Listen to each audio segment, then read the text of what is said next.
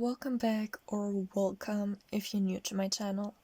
I was thinking about a theme for this month, and I've been watching a lot of stuff, so here's a quick summary. I adored Moon Knight, watched Multiverse of Madness, Heartstopper came out but I wanted to read the books first, what I did, then I watched the show and got obsessed and watched it on repeat without pauses, then Stranger Things came out, which I watched in the last 2 days.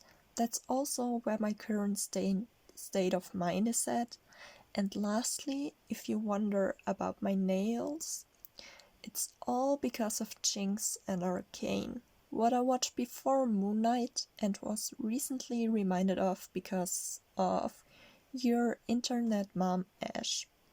The only thing left now is, which one did I choose as a theme? Of course, it is Heartstopper. I hope there never was a doubt about that. I think I will use this video as kind of an update because I'm already doing a voiceover and have some things to say. I mentioned the Heartstopper books and you might wonder, why hasn't there been a wrap-up in such a long time? Or maybe you didn't wonder because I never had a proper schedule for that, but I'm getting sidetracked. I decided to film a book wrap-up every quarter. So one for spring when summer begins, one for summer when fall begins, and so on and so forth. This makes the most sense to me because I'm a slow reader in general, and I don't have that much time to read except for holidays, spring break and stuff like that, but these are more exceptions. So I thought that's the best solution, and it would be more fun to watch a video where I have to talk about, I don't know, maybe 10 books instead of 2. So that's what I came up with. But I would like to talk a little bit more about the Heartstopper graphic novels and TV adaptation for obvious reasons. I had heard about Heartstopper because on my YouTube recommended page I saw a lot of people reading it, and then I saw a trailer floating around and I was intrigued. Even more so when I realized that not only the trailer is out but the whole series. But I really wanted to read the books first, but I had a lot of problems to even finding a place where I can purchase the comic. I first tried to buy it in German, and I was able to get my hands on the first one, but I had to pre-order the second and the third one. The first one isn't released in Germany yet. The first volume got delivered pretty quickly, and the day I got it, I sat down and read it in one sitting. Now, I really loved the story and enjoyed quite a bit, but I couldn't continue, or so I thought. Turns out the whole graphic novel is available online for free. I will also link that down below and maybe put it in a video, I'm not sure, but I will link it down below for sure. And the websites are called Webtoon, but that didn't work for me, but maybe it does for you, and Tapas, that's where I read it. And it isn't hard to guess what I did next, right? I went online and read the next 3 books in the next 3 days. I was totally consumed by it. And after 4 days of pure wholesomeness, I added even more because I finally allowed myself to watch the TV show. I was instantly sold, but I had some little issues with it in the beginning. The biggest one being, why are their neckties striped? It is too soon for that. And also, where is my boy, Elliot? I know Alex explained that they wanted to replace him with Isaac because they hoped Elliot would get his own spin-off about radio silence, I think. I'm not sure about the books, but I think it's radio silence. And that they could tell a new story with Isaac. And I kind of get that, but also kinda not.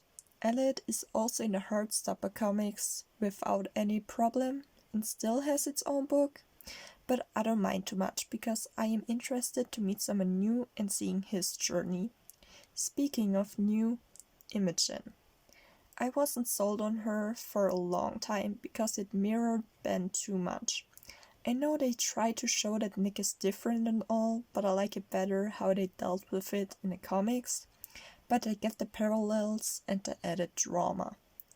And the moment Imogen smiled when Nick ran to Charlie and held his hand, and she smiled, I believed her. She indeed is an ally. Also, fun fact, I heard a lot about Heartstopper and I knew the names, but I thought Charlie is Nick and Nick is Charlie. And to this day, it confuses me sometimes. And in case you couldn't tell, I absolutely adore Heartstopper. I reread it once and rewatched the show about 5 times already, and speaking of, I probably do it again after being finished with this video, because it just means so much to me and it's my new comfort show, and also the thing I watch when I don't know what else to watch. So, probably I will watch it again, and again, and again, and I have no regrets about it. As I said, I also watched some other shows. I watch a lot more stuff than I read stuff. Which brought me to the question, should I do wrap-ups about the things I watch as well? Because I think it could be fun.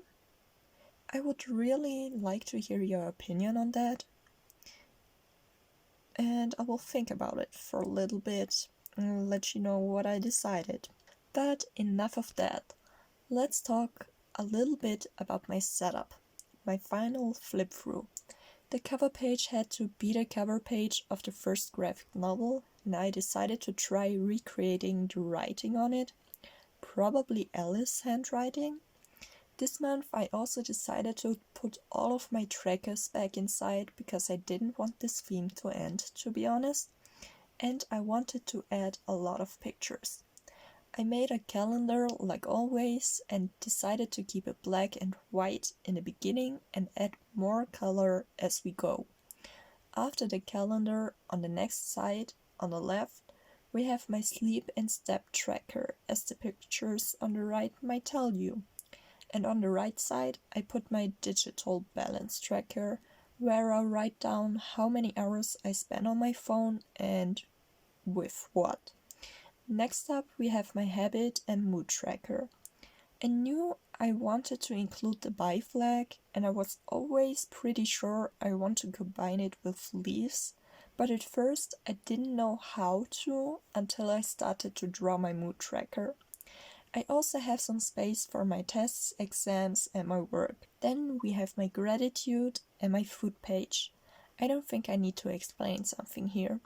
After that, we have a comic and real-life comparison of Charlie and Nick. And after that, my weeklies begin. I use the same spread for all of my weeklies, with some exceptions. It's just the one that works best for me, and it made it possible to add even more pictures. On the last 3 pages, I collaged some of my favorite pictures I had still left and didn't want to waste. I still have more, but these ones I just had to use. I'm also hoping to revisit this theme when season 2 and 3 are out, or also when volume 5 is finished. I think this theme is one of my favorites of all time, and it couldn't fit better because it's for June, and June is Pride Month. Thank you so much for watching, I hope you enjoyed it. I will see you in my next.